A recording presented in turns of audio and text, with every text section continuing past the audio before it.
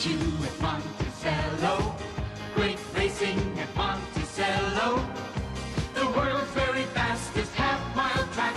That's Monticello Raceway. Meet you at Monticello. There's excitement at Monticello.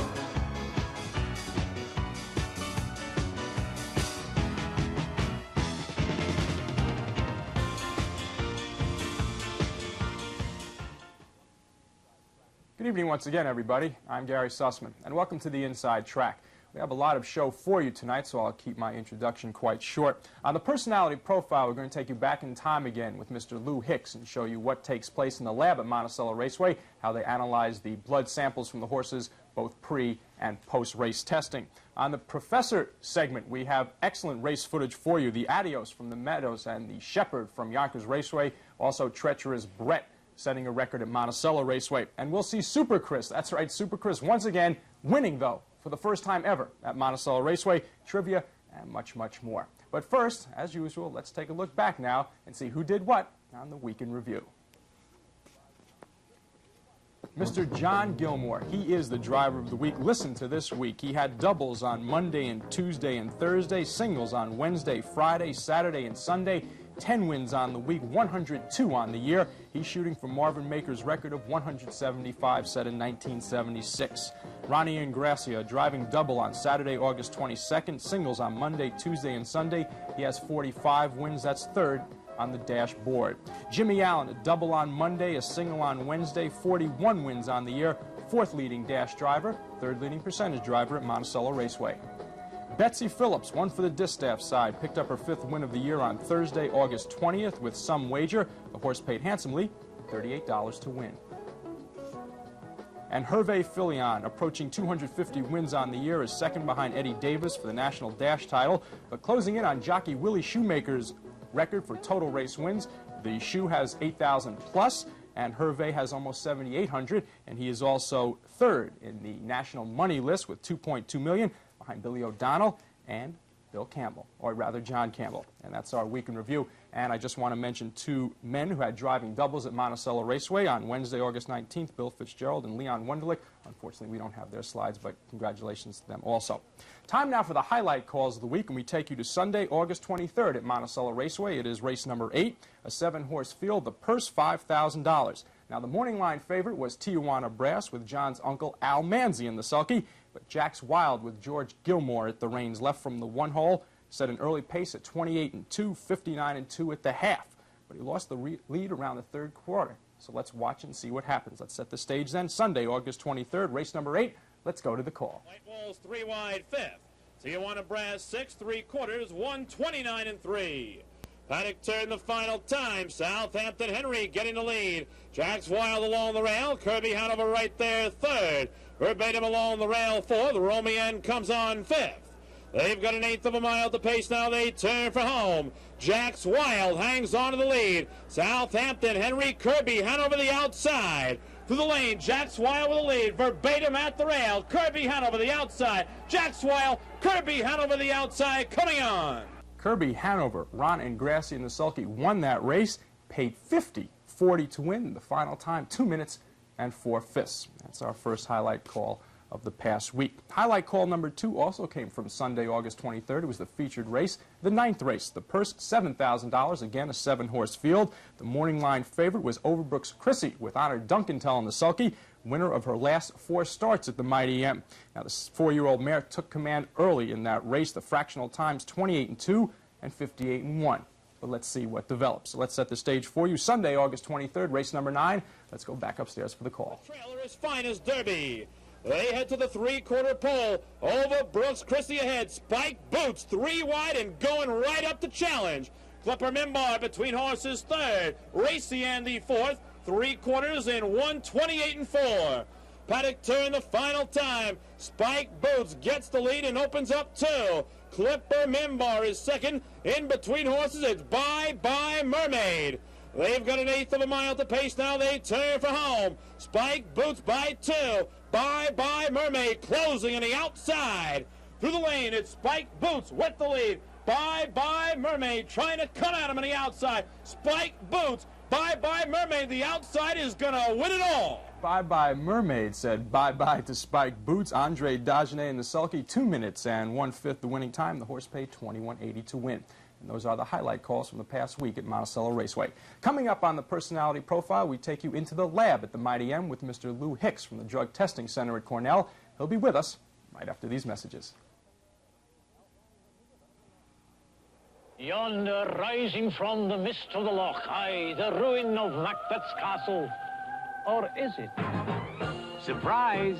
Every place you see here is in New York State, because New York has more to see and do than most countries.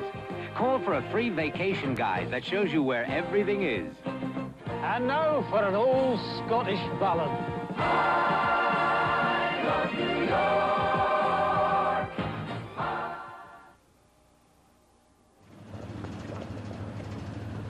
Harness racing is one of the most regulated sports anywhere in the country or anywhere in the world. And I'm here with Tom Hust, who is the assistant to the presiding judge, Barry Friedlander, who is assistant state vet, and Anthony Romano, along with Little New York. And Judge, why don't you explain exactly what takes place before a race? Here we are on qualifying day. What do you have to do with the vet in order to make sure that these horses can race? We have to check each horse's tattoo to make sure it's the proper horse. Each horse is assigned a tattoo, and it's put on the inside of their lip, their upper lip. Can we take a look at that? Yep. Would you like to roll it back, please? Hello, Little New York. Do you have anything to say? This tattoo is right up here. And the tattoo, yes, there is the tattoo. There is the tattoo, and by that you can tell Identify the horse. if the horse is eligible. That's right, if it's a proper horse. And Barry, what do you do as the vet? What procedures do you go along with? I know you have to take blood. And Tom decides on which horses for a random blood sample, and then I just take the blood sample, and later on the laboratory will pick it up from us, and they'll do the exam. And that's basically all that takes place before the race. Right. Now, In a regular race, we would take blood on every horse. We just do a random check in the morning for qualifiers. so the way to find if a horse is eligible, every horse has a tattoo just as every person has a Social Security number. Exactly right. And then afterwards, after the race in the lab, is when they examine if there's been any drugs or anything Right. that's not supposed to be in the horse's body. That's right.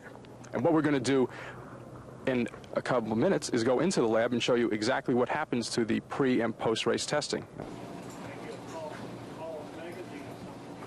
We moved inside once again at Monticello Raceway into a place that not many people get a chance to visit. That is the lab. This is where the tests are done for the pre-race and post-race examinations of the horses.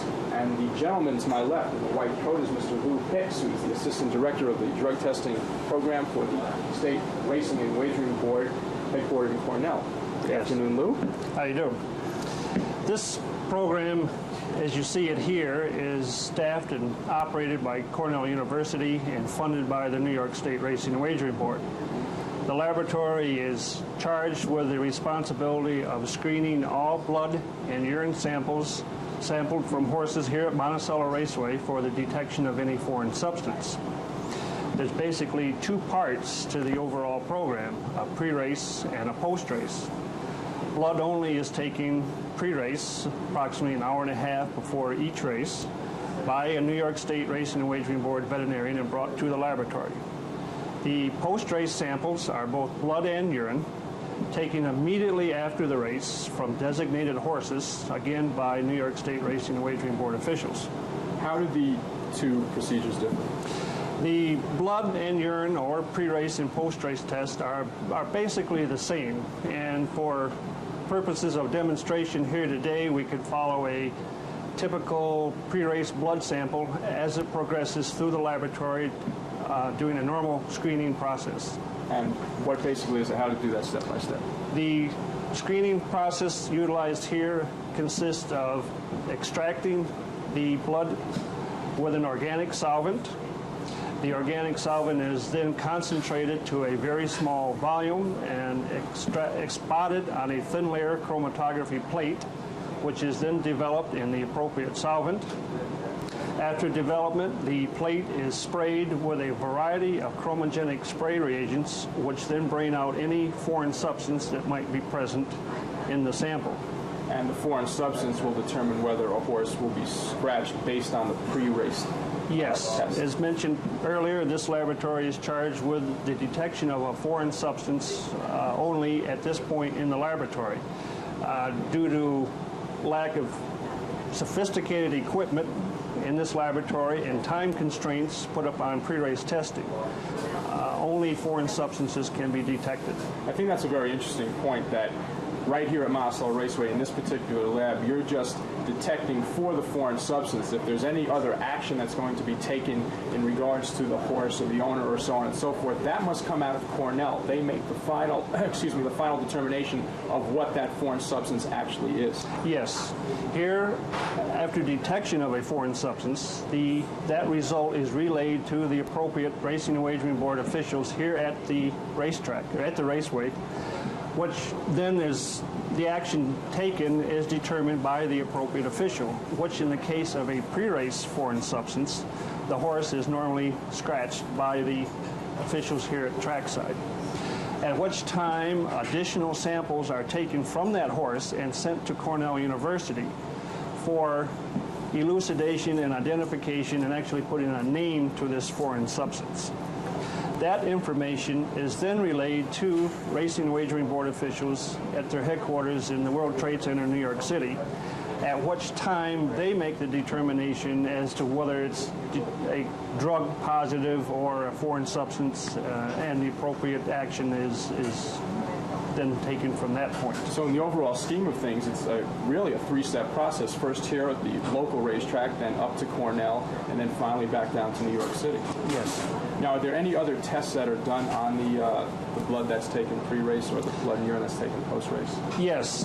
What you've seen so far is a typical screening procedure utilized in the initial detection of a foreign substance. Once a foreign substance is detected pre-race, an additional second sample is obtained from the horse, and specific methods utilizing specialized equipment are then used to further elucidate that foreign substance. How is this program funded then? Is this racetrack sponsored? Is it sponsored by the state? How does that work? As mentioned earlier, the New York State Racing and Wagering Board is a vehicle through which this program is funded. The Racing and Wagering Board charges back to each individual raceway or racetrack in New York State the actual money to them. The board is a vehicle via which the money is funneled to Cornell University. I'd like to point out that Monticello Raceway is not exactly an impartial participant in this entire program. In addition to this program that you see here, Monticello, as well as all other raceways in New York State, fund a research program at Cornell University. Drug detection has come a long way in the last 10 to 15 years. Obviously, we know not everything is foolproof, but at this point, it's about as sophisticated as it can be. Yes, we've come quite a way since we started the program 9 or 10 years ago. There will continually be new unknown drugs that appear on the market, and as a result, methodology utilized, equipment utilized will have to keep pace with these new developments from drug companies, if you will. And we now utilize equipment such as gas chromatography, which is very sensitive, that were not utilized maybe in the beginning years ago. Thanks a lot, Lou. Mr. Lou Hicks from Cornell University, part of the State Racing and Wagering Board's drug testing program. He's the assistant director, and we thank him for giving us some insight into drug detection and what takes place in the strict regulation of harness racing at Monticello Raceway and throughout New York State. We'll be back with more on the Inside Track right after these messages. Promotional considerations for the Inside Track provided by Claire's County Seat Restaurant for a congenial and truly elegant culinary experience. Ralph Cutler's Mail Modes, home of the Sandsabelt Slack, free alterations while you wait. The Down Under Lounge, if it ain't happening at the Down Under, it ain't happening. The Canton Restaurant, in Monticello, Chinese means Canton, open 7 days. Skaters World, you can enjoy the racing while the kids enjoy the skating. Willie's Bend and Elbow, serving dinner, pizza, and sandwiches in a lounge of distinction. Raceway Dining Terrace, enjoy complete dinners weeknights for $9.95 while you watch the racing. Miss Monticello Diner, the finest in early American home-style cooking. And Bernie's Holiday Restaurant, food served with a pinch of love.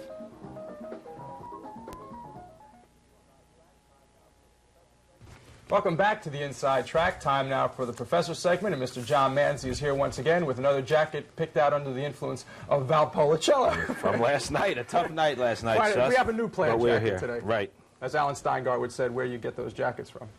You kidding me about this all the time, huh?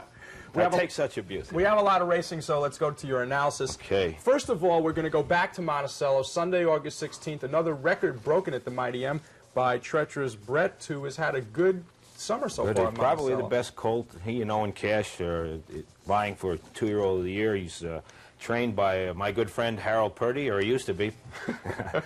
But Harold Purdy and George Foldy drives him, and he won this race here against age horses in the C1 pace, 2 minutes and 4/5. And that set the record for Erased the pacing record, 2-year-old colts. Beat Laverne Hanover's record, which was equaled by Tijuana Taxi. Okay, so let's let the people see it then.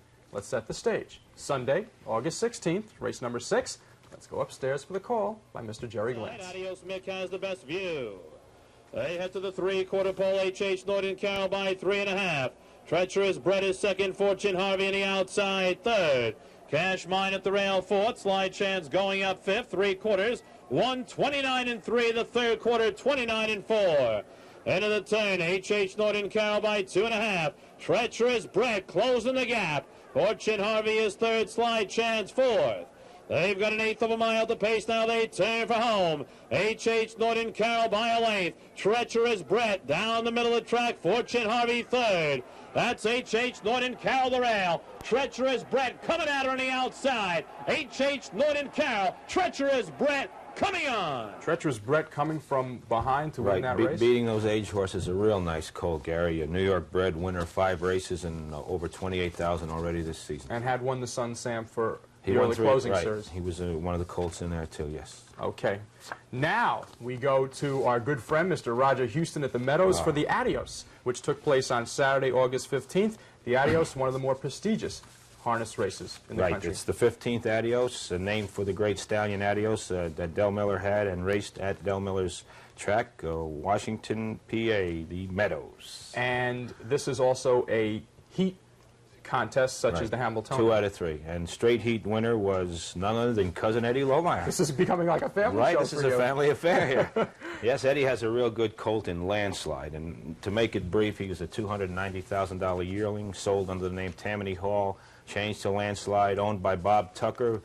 And Bill Simon, former Secretary of the Treasury, is a prominent owner of this colt, too. He owns a big piece of him. And the colt made his third and fourth lifetime starts, beating the horses like French Chef, Wildwood Jeb, and Warren Hanover. He's just a real good colt. You know, people know that Cat Manzi is your cousin, and Eddie Lohmeyer doesn't have that Manzi name afterwards, but he also is a relative and a good driver. And a real good trainer, too. His mom is my dad's sister. Okay. The family, get the whole family Cousin out Eddie here here, one the time. family affair. All right, let's let the people see the race then. We'll show you the first heat and the second heat. We'll show you the stretch calls, and you have to listen closely because Roger Houston does go to town. Saturday, August 15th, the first heat of the Adios. Let's go to the monitor for race number 6. Outside third, Wildwood Jeb fourth. Here comes Landslide, 3 wide. Now fifth, now fourth, now third. As French Chef has regained the lead. 3/4, 1:26. Midway around the final turn, French Chef at the rail, Landslide second, Dutch Treat is third. Down along the rail, Wildwood Jeb, Rulin Hanover on the outside. Here comes Tiger Almahurst on the outside. It's French Chef, Landslide, and Armbro Wolf as they come to the wire. It's Landslide, Armbro Wolf. Landslide wins the first heat. 1:56-1. Roger certainly makes it easy. He tells you who wins, and he tells you the time. Rain-soaked track, as you saw, Sus. They said the track was off 2 seconds that day, and this was the colt's 3rd lifetime start. An incredible animal here, and he is undefeated as he comes back and wins the next heat. His 4th lifetime start against the best 3-year-old pacers in the country. I'm not going to ask any more questions. I'll ask them after we see the second Okay. heat. So let's now go to the monitor again. Let's set the stage, Saturday, August 15th, to the Meadows for race number 9, the second heat of the Adios. Tougher journey. 7, Hanover on the outside. Cowboy Spur off stride as they race around the turn. Armbro Wolf at the rail. Landslide on the outside. At the 3/4, 1:28.1. As they race around the turn, it's Armbro Wolf. Landslide is second. Tiger Almahurst to the rail third. Slipstream fourth. French Chef on the outside fifth. Less than an eighth of a mile to go. Armbro Wolf has the lead. Landslide on the outside. Tiger Almahurst. It's Armbro Wolf. Landslide with a rush. Armbro Wolf. Landslide! Mile in 1:57.2. Thank you, Never Roger. cut off Roger Don't Houston. ever interrupt Roger. Never cut off Roger, 1:57.2. So Landslide wins the Adios, winning 2 consecutive heats. The horse, as you said, only the 3rd and 4th Lifetime start, right. And he skipped the Cane. The following week was the Cane Pace, and our good friend Larry Rolla, who trains at Monticello, won that with Wildwood Jeb, driven by Jimmy Marone, who will be competing in the Yonkers drivers when they come against Monticello. But that's quite a feat for Eddie Lohmeyer. But getting back to Landslide, right, this is quite a nice horse. He's had some lameness problems, and Eddie wants to keep him on a big track. In fact, last Saturday, the 22nd of August, he went out to Springfield, Illinois, and he was straight heat winners there in 1:55.1, back in 1:55.4. This horse is not done. He's going to come on, and they're gunning him for the Little Brown Jug. So certainly a horse to keep under consideration. That's a name for sure. that will be in Undefeated, prominence so, in harness circles. he's undefeated right now. Okay, we went to Monticello, then to the Meadows, and now we go to Westchester County, to Yonkers for the Lawrence B. Shepard Pace, which took place on August 16th, $463,000, the richest pace ever at Yonkers Raceway. Right, named for Lawrence B. Shepard, the founder of Hanover Shoe Farms. And Icarus Lobel and Hervé Filion were just too much. He got a good journey. Hervé drove him well, trained well by Lou Martinez, the same combo that brought out Hot Hitter, trained by Martinez, driven by Filion. And Bob Myers does not say Icarus Lobel, he calls says him Icarus Lobel. Okay, Same Icarus. horse, though. And when he raced at the Meadowlands, they called him Icarus. I like Icarus, it's easier to say. Okay, here we go. The Lawrence B. Shepard Pace from Yonkers Raceway, Sunday, August 16th. For the call, Mr. Bob Myers.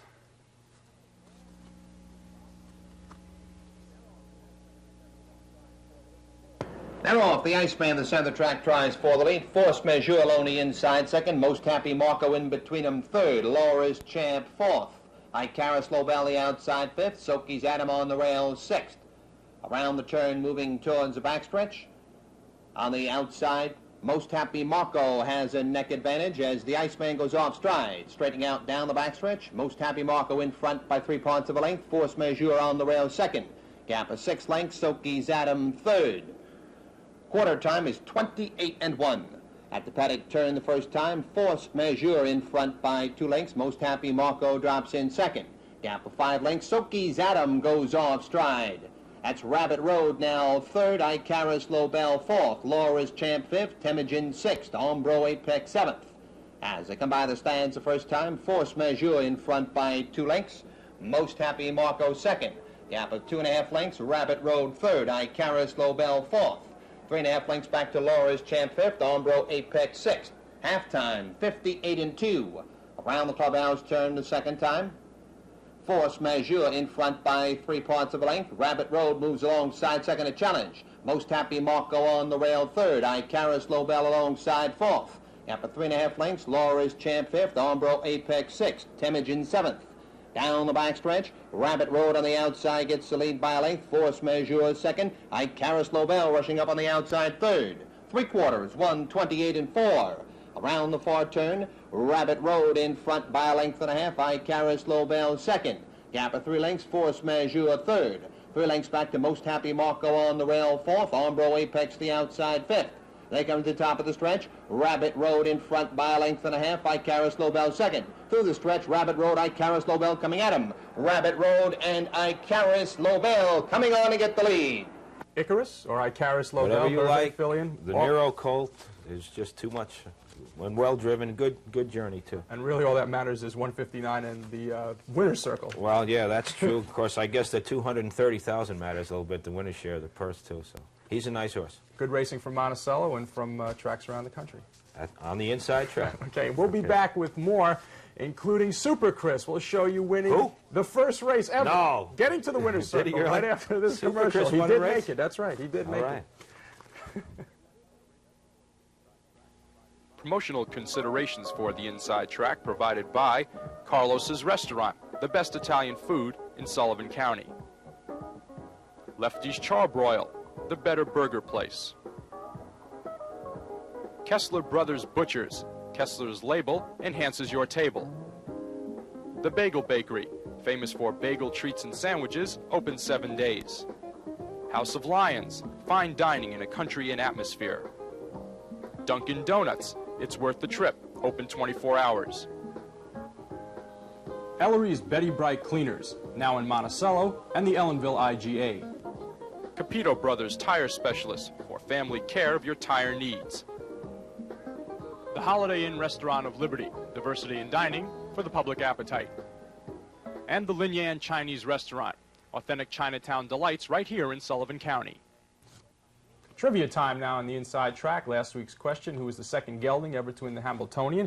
The answer was Flirth, correctly answered by Mr. Casey Roden of Bridgeville, New York. He wins dinner for two in our Raceway Dining Terrace. The professor has this week's question. Okay, so Adios Butler was Pacing's first Triple Crown winner in 1959. Who was his driver? And there you see it. You can write to the inside track, Monticello Raceway, and you too can win dinner for two in our Raceway Dining Terrace. A horse that was not a Triple Crown winner, in fact, won his first race ever on Sunday. Beating a pony. August 23rd at the Mighty M. Super Chris. He finally did it. After 93 starts, he beat a pony half his size, and only a half of a mile, too. And we don't want to talk too much about it. We're going to let you see it. Sunday, August 23rd from Monticello Raceway, Super Chris just did win his winless scheme. Let's go to the monitor. To win his first race, Chiefs Heather with the lead. Super Chris still right there on the outside with a 16th of a mile to go. Super Chris ahead. Chiefs Heather trying to come back at the rail, and she's doing it. Super Chris on the outside and the little filly at the rail. Super Chris wins his first.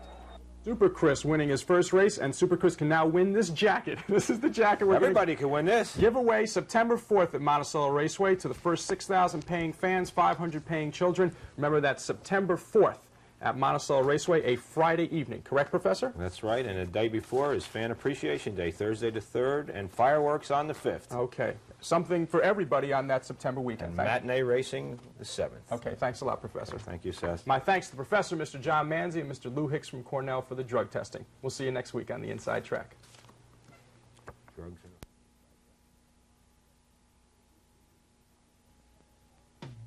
Meet you at Monticello. Great racing at Monticello. The world's very fastest half-mile track. That's Monticello Raceway. Meet you at Monticello. There's excitement at Monticello.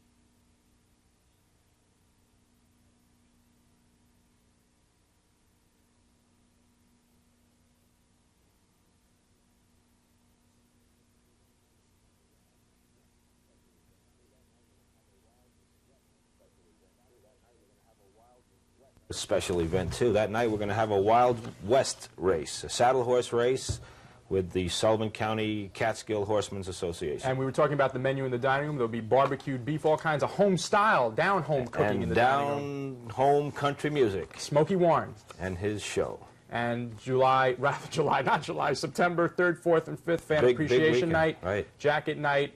Fireworks. We'll get into that, of course, more next weekend. But remember, Country and Western Night coming up on the 28th. Don't miss it. Professor? Once again, Seth. Tough show today. Yes. Thanks a lot. Good films today, too. My thanks, of course, to the Professor, Mr. John Manzi, and to Mr. Lou Hicks from Cornell for the scene on the drug testing. And we'll be back next week with more on the Inside Track, including the Cane Pace from Yonkers. See you then.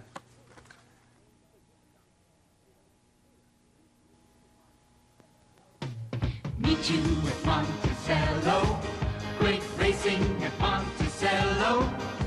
The world's very fastest half-mile track. That's Monticello Raceway. Meet you at Monticello. There's excitement at Monticello.